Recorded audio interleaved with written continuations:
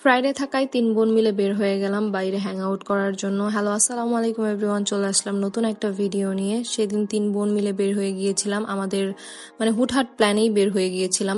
Chaitri decide করলো যে চলো আপু একটু ফৌজদারির দিকে যাই। দেন আমরা এগ্রি করলাম যে ঠিক আছে চলো ফৌজদারির দিকে যাওয়া যায়। আমরা কিছু চিপস কিনে দেন ফৌজদারির দিকে গেলাম। ওখানে গিয়ে দেখি যে অনেক রোদ, তাই আর ক্লিপস নেওয়া হয়। তারপর ও বলছিল যে আপু ফুচকা খাবো। এই তো ফুচকা লাভারের জন্য ফুচকা দেওয়ার পর ওর ফেস এক্সপ্রেশন দেখেন কি অবস্থা।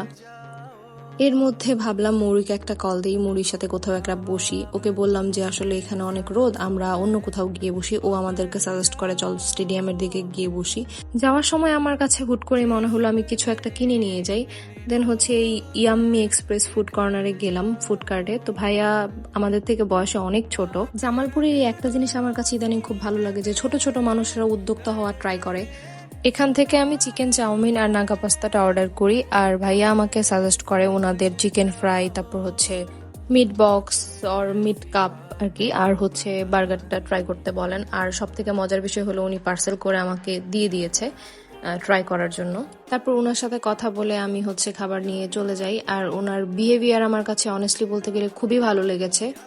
তারপর চলে যাই আমরা স্টেডিয়ামের দিকে, জিলা স্কুলের মাঠের পাশেই পুকুর পাড়ে। এখানে আমাদের মরিও চলে আসে। মরি বলে এখানে আমরা একটু আড্ডা দিই। সেদিন আমাদের ভিডিও করার বা ব্লগ করার আমাদের কোনো প্ল্যানিংই ছিল না। আমাদের প্ল্যান ছিল বসে আমরা একটু আড্ডা দিব, গল্প করব র্যান্ডমলি। আমাদের ভিডিও দেখলেই বুঝবেন যে প্রপার কোনো ভিডিও ক্লিপ নেই, আমরা একদম জোড়াতালি দিয়ে একটা ভিডিও বানিয়ে নিয়েছি। আমাদের মেইন ফোকাস ছিল আমরা একটু বসে সবাই মিলে আড্ডা দিব, গল্প করব।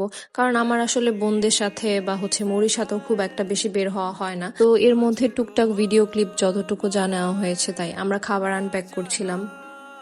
খাবার আনপ্যাক করতে করতে আমার ক্ষুধা লেগে গিয়েছে, তাই ভাবলাম ভাইয়া যেগুলো খাবার আমাকে সাজেস্ট করেছে বা আমাকে এমনি দিয়েছে ট্রাই করার জন্য, সেগুলো আমি একটু রিভিউ দেই। আমি ফুড ব্লগার না, আমার কাছে যে খাবারটা ভালো লাগবে সেটা অন্য কারো কাছে ভালো নাও লাগতে পারে। আমি জাস্ট আমার অপিনিয়নটা শেয়ার করব।